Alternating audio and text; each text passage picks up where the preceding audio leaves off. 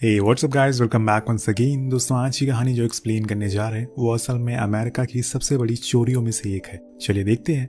George नाम का आदमी जो एक बड़े से टावर का मैनेजर है और उसको हम अपनी जॉब की लास्ट शिफ्ट में अपने ही बॉस ऑर्थर के साथ ऑनलाइन चेस खेलते हुए देखते हैं। लेकिन उसे देर हो रही है, इसीलिए वो गेम को बीच में छोड़कर बाहर आ जाता है और देखने लगता है कि सब लोग सही से काम कर रहे हैं या नहीं। जिसके बाद वो अपने घर की ओर आ जाता है। नेक्स्ट डे जब वो बाहर आ रहा होता है तो उसकी मुलाकात उसके पड़ोसी स्लाइड से हो जाती है, जो उसे आए दिन तंग करता रहता है क्योंकि वो बहुत ही बोरिंग जॉब करता है, ऐसा उसे लगता है। लेकिन जॉर्ज उसे कुछ कहता नहीं और वहां से अपने ऑफिस आ जाता है, जहां पर उसका बॉस उसे एक इंडियन बंदे से मिलवाता है जो आज से एलिवेटर ऑपरेटर का काम करेगा, यानी कि सभी को ऊपर नीचे लेकर आ जाएगा। पर जॉर्ज को वो बंदा पसंद नहीं आता, इसीलिए वो मना कर देता है। पर उसका बॉस उसे कहता है कि मैंने इससे पहले ही हाँ कर दिया है, इसीलिए अब कुछ नहीं हो सकता। तो उसे मजबूरन उसे रखना ही पड़ता है। जिसके बाद वो उसे सब कुछ बताता है कि तुम्हें 7 दिन यहाँ पर सर्विस देनी है, क्योंकि ये टावर अमेरिका का सबसे बड़ा और महंगा टावर है, इसीलिए तुम्हें हर समय हमारे गेस्ट की देखभाल करनी है। और वो इंसान सारी चीजें समझ जाता है और अपने काम में लग जाता है। जिसके बाद जोश ऊपर एक अपार्टमेंट में जाता है जहाँ पर चेस नाम का आदमी काफी टाइम से रह रहा है। उसने रेंट भी पे नहीं किया, हालांकि वो पहले इस जगह पे काम किया करता था।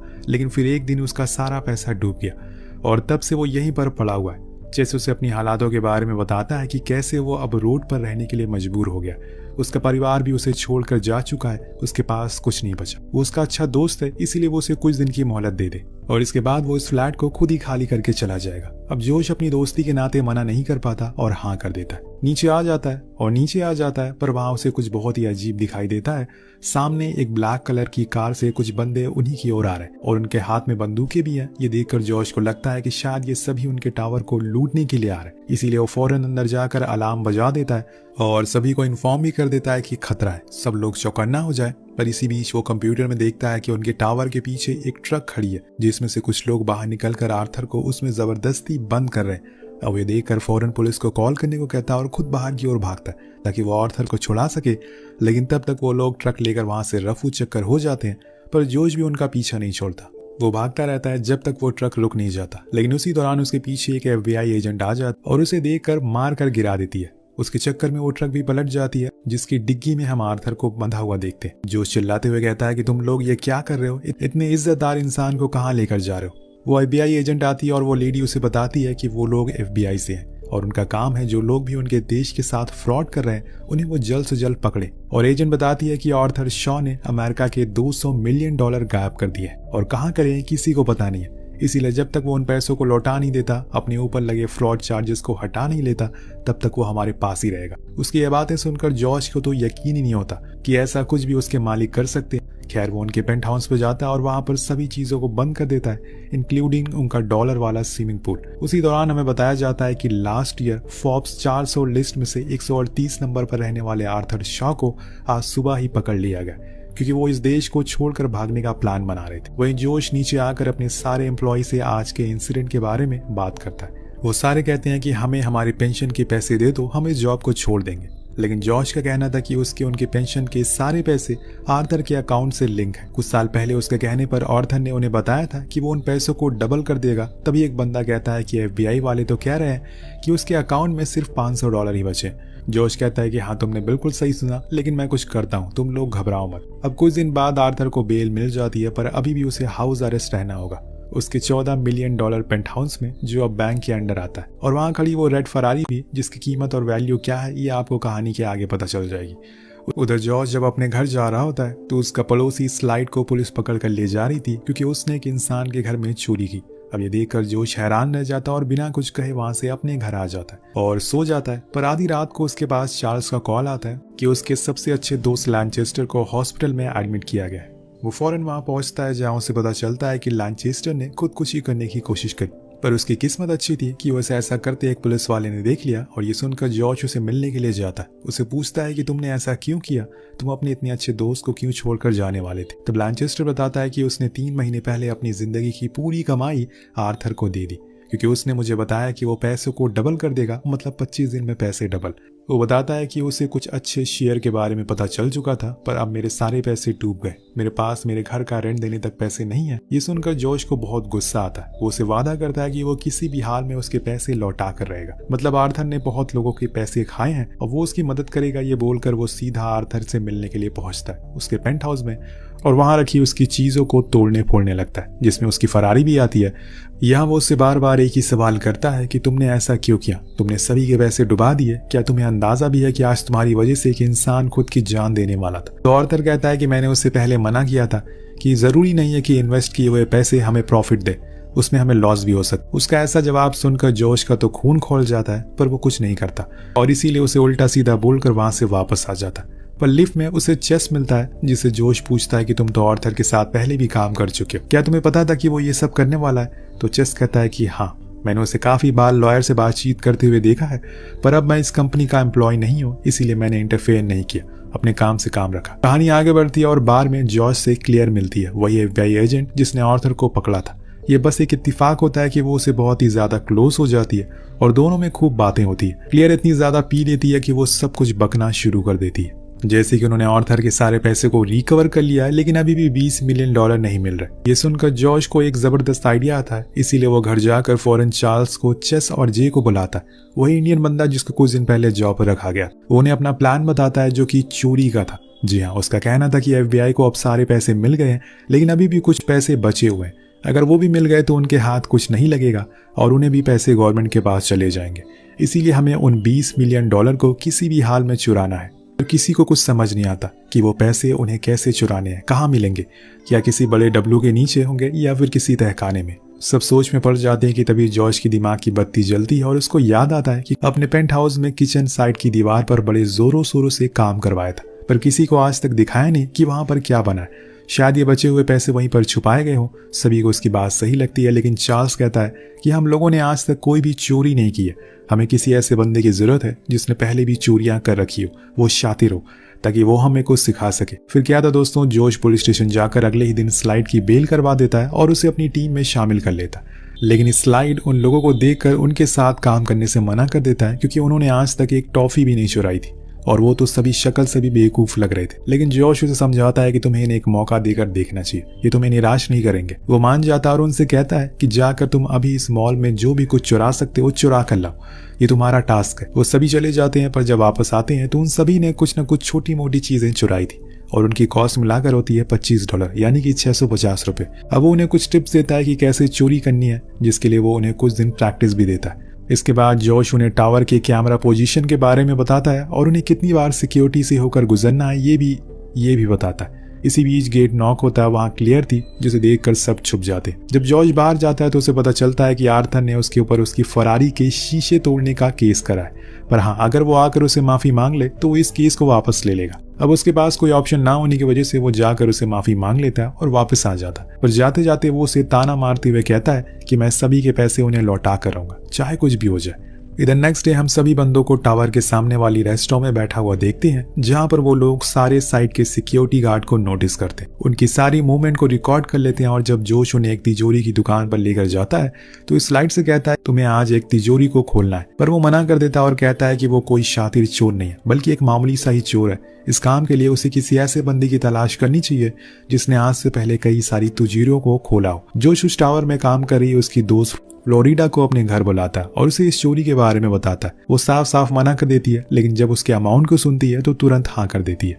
जिसके बाद जॉर्ज कहता है कि मैंने सुना है कि तुम्हारे डैड एक सेफ लॉकर मैन थे, उन्होंने इस काम को तुम्हें जरूर सिखाया होगा। तो फ्लोरिडा कहती है मैंने इतना तो नहीं सीखा, लेकिन हाँ, मैं थोड़े टाइम में हर किसी सेफ को खोल सकती हूँ। वहीं अगले दिन जॉर्ज देखता है कि चार्ल्स टावर से बाहर निकल रहा है जब उसकी नौकरी जा चुकी है। वो उसके पास जाकर उसे ऐसा करने के लिए बहुत सुनाता है, तो चार्ल्स कहता है कि उसने जाकर आर्थर से माफी मांग ली है और उसने अब उसे मैनेजर की पोस्ट पर रख लिया। ये सुनकर जॉर्ज पूछता है कि फिर चोरी का क्या हुआ, जिसके जवाब में वो कहता है कि मैं कोई चोरी वोरी नहीं करूंगा, तुम सभी लोग बेवकूफ, तुम्हारे चक्कर में मैं भी फंस जाऊंगा, अगर तुम्हें भी कुछ ऐसा करने का सोचा तो मैं सभी को पुलिस को बता दूंगा। ये सुनकर जोश के होश उड़ जाते हैं और उसके लिए एक नई मुसीबत अब तैयार हो चुकी थी, लेकिन एक और मुसीबत उसका और इंतजार कर रही थी। जब क्लियर आर्थर के पास जाती है तो वो देखती है कि आर्थर ने अभी भी जोश पर केस कर रखा है, जबकि उसने माफी मांग ली थी। जब वो इस बारे में आर्थर से पूछती है तो ऐसा क्यों कर रहा है, वो कहता है कि उसने मुझे गुस्सा दिला दिया, अब देखते जाओ क्या क्या होता है। अब क्लियर फौरन जोश को इस बारे में बता देती है, जिसे सुनकर जोश अपने लोगों से कहता है कि हमें कल ही इस चोरी को अंजाम देना होगा क्योंकि आर्थर हमें जेल में डालने की प्लानिंग कर रहा है। वो सब तैयार हो जाते हैं और पूरे प्लान को तैयार करने में लग जाते हैं। वहीं अगले दिन जोश जे को एक काम देता है कि वो जाकर वो साशा जो कि चार्ल्स की वाइफ है उसका फोन चोरी करके लाए, क्योंकि वो आज के दिन अपने अंकल के घर जा रही है और वो प्रेग्नेंट भी है। जय इस काम को सही से अंजाम देता है और फोन को चुरा लेता है, जिसके बाद हम जोश और उसके साथियों को टावर के सामने वाले बिल्डिंग में देखते हैं, जहाँ वो देखते हैं कि एक स्लाइड सूट पहनकर टावर के अंदर जा रहा है। ये देखकर जोश चौंक जाता है क्योंकि ये प्लान का हिस्सा नहीं था। अब यहाँ उन्हें डाउट होने लगता है कि कहीं वो अकेले ये चोरी को अंजाम तो नहीं देने वाला, क्योंकि कल वो फ्लोरिडा के साथ पूरी रात तिजोरी के प्रोसेस को देख रहा था। उसने अब उसे सीख लिया है। पर जोश कहता है कि हमें अपने प्लान के मुताबिक ही सब काम करना चाहिए। जिसके बाद जे सबसे पहले तो चार्ल्स को साशा के फोन से मैसेज करता कि उसकी किसी भी समय डिलीवरी होने वाली है, इसीलिए वो फौरन उसके पास आ जाए। जब ये मैसेज चार्ल्स देखता है तो सब कुछ छोड़ छाड़ कर घर की ओर भागता है। या इनके लिए अब रास्ता साफ था। उधर हम टावर में फ्लोरिडा को देखते हैं, जो एक स्टाफ मेंबर का बर्थडे सेलिब्रेट करने लगती है ताकि सभी का ध्यान भटक सके, और इसी का फायदा उठाकर ये लोग टावर के अंदर घुस जाते हैं। लेकिन तब तक स्लाइड बॉस के पास पहुंच चुका था और वो उसे खुद की पहचान का रियल एस्टेट बिजनेसमैन बताता है और कहता है कि उसे एक रूम देखना है इस टावर में। बॉस भी उसे लेकर ऊपर आ जाता है और उस रूम को दिखाना शुरू करता है, लेकिन स्लाइड बड़ी चालाकी से उसे उस रूम में बंद कर देता है और फौरन ऊपर पेंट हाउस की ओर बढ़ता है। उधर ये तीनों भी ऊपर ही जा रहे थे, स्लाइड से पहले ही पहुंच जाते हैं। इनका सबसे पहले काम था कि वो जल्द से जल्द सारे कैमरास के ऊपर स्टिकर लगा दे ताकि किसी की नजरों में ना आ सके। जिसके बाद वो लोग इस दीवार को तोड़ना शुरू करते हैं, जिसमें असल में वो तिजोरी मौजूद थी। बड़ी ही मुशक्कत के बाद वो लोग उसे तोड़ने में कामयाब हो जाते हैं। लेकिन दोस्तों तभी वहां पर स्लाइड आ जाता है और उन्हें बंदूक दिखाते हुए कहता है कि ये तिजोरी मुझे दे दो। वहीं दूसरी तरफ हम आर्थर को देखते हैं, जो कोर्ट पहुंच चुका था क्योंकि जोश ने उसके ऊपर झूठा केस कर दिया, इसीलिए उसे हियरिंग के लिए जाना पड़ा। लेकिन वहां जाकर उसे पता चलता है कि आज तो नेशनल हॉलीडे है, आज जज नहीं आएंगे। ये सुनकर आर्थर हैरान हो जाता है कि अगर आज छुट्टी है तो आज के दिन जोश ने उसे कोर्ट आने को क्यों कहा। तब क्लियर कहती है कि शायद वो कुछ गड़बड़ कर रहा है, हमें फौरन पेंट हाउस जाना चाहिए। वहीं पेंट हाउस में स्लाइड के पीछे फ्लोरिडा बंदूक लेकर खड़ी हो जाती, जिसे मजबूरन उसे अपनी बंदूक फेंकनी पड़ती है। अब इसके बाद उस तिजोरी को खोलना शुरू करते हैं, लेकिन जब वो खुलती है तो उनके होश उड़ जाते हैं, क्योंकि असल में एक भी पैसे उस तिजोरी में मौजूद नहीं थे, वो पूरी तरह से खाली थी। जिसे देखकर स्लाइड बहुत ही ज्यादा गुस्से में आ जाता है और दोनों के बीच में हाथापाई होना शुरू हो जाती है। मतलब सारी मेहनत बेकार। और इसी चक्कर में एक गोली जाकर आर्थर की फरारी पर लगती है, जिससे कि उसका पेंट निकल जाता है। जब पेंट निकलता है तो कुछ ऐसा दिखता है जो इन्होंने कभी जिंदगी में सोचा तक नहीं होगा। वो फरारी असल में पूरी गोल्ड की थी और उस गोल्ड को छुपाने के लिए रेड कलर की कोटिंग की गई थी। सभी हैरान हो जाते हैं। जोश बताता है कि ये तकरीबन $45 मिलियन से कम की नहीं होगी, और इसीलिए वो फैसला करते हैं कि अब उन्हें किसी तरह से इस कार को यहाँ से निकालना है। लेकिन ये कोई हलवे का काम तो है नहीं, जिसके लिए उन्हें सबसे पहले चेस के रूम तक इसे ले जाना होगा। और इसीलिए जे ऊपर जाकर खिड़की साफ करने वाले झूले को नीचे लाता है और फिर ये लोग उसी रस्सी को कार में बांध देते हैं और धीरे धीरे करके नीचे लाने लगते। पर चेस कार को पकड़ नहीं पाता, उल्टा वो खुद ही बाहर लटक जाता है। पर तभी वहां पर चार्ल्स आ जाता है, उसकी जान बचाता है और वो सभी से बात करता है। उन्हें बताता है कि क्लियर और आर्थर किसी भी समय यहाँ तक पहुंच सकते हैं, इसीलिए जे और चार्ल्स दोनों ही कार में रस्सी बांधने में लग जाते हैं और फाइनली उसे चेस के अपार्टमेंट तक ले आते हैं।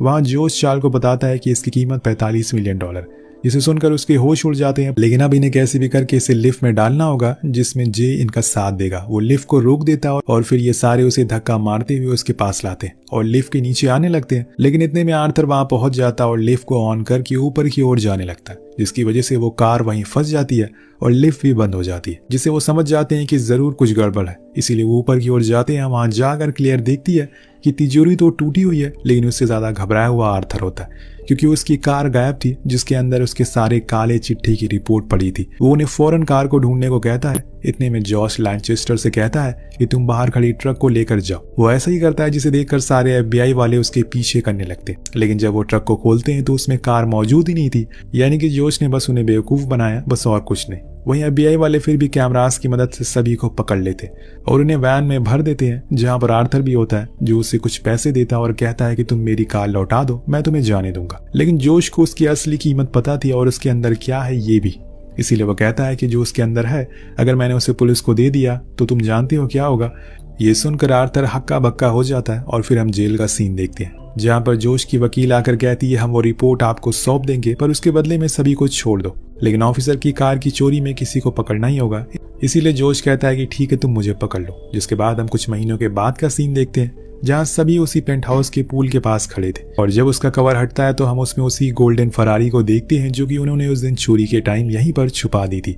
मतलब दोस्तों, फरारी नीचे गई नहीं। अब सभी बहुत खुश थे। चार्ल्स को एक बेटा होता है, वहीं जोश अपना वादा पूरा करता है और वो पैसे ना भेजकर उस गोल्डन फरारी के कुछ पार्ट्स उन सभी लोगों के घर भेज देता है जिनके पेंशन के पैसे आर्थर खा गया था, जिसे पाकर सभी बहुत ही ज्यादा खुश थे। कुछ महीने के बाद जॉश को 3 साल की सजा सुनाई जाती है और उसे जेल में बंद कर दिया जाता है, जिसके साथ ये कहानी यहीं पर खत्म हो जाती है। वेल, आपको ये चोरी की कहानी कैसी लगी नीचे कमेंट करके जरूर बताएगा। मिलते हैं अगली वीडियो में। पीस।